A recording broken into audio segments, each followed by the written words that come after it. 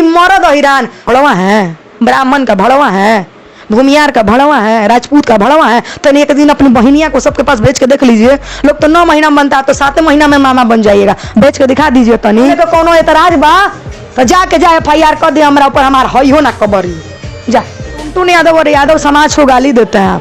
अरे सुन साला चूतिया, यादव समाज को कभी गाली नहीं देते हम, ठीक। जातिवाद मत गाओ, मैंने जातिवाद गाने। अरे तुम्हारी वजह से आज लगाते हैं कि चमरान जी से पाला यदि पड़ जाए तो पासवान जी कुछ न करे। साला जिसके सामने खड़े होने की औकात नहीं है वो ऐसा गाना गाता है। ब्राह्मण से बढ़ के कौन जाति रहे?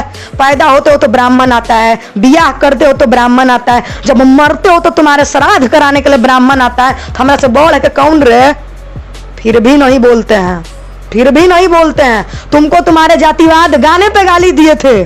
कुल यादव समाज के जितने अंधभक्त है ना, सुन लीजिए, आपके ही समाज में गाते हैं ना कि मर्द हिरान, बाद में कि मंडल का भड़वा है, ब्राह्मण का भड़वा है, भूमियार का भड़वा है, राजपूत का भड़वा है। तो एक दिन अपनी बहनिया को सबके पास बेच के देख लीजिए। लोग तो 9 महीना बनता है तो 7 महीना में मामा बन जाइएगा। बेच के दिखा दीजिए तनी।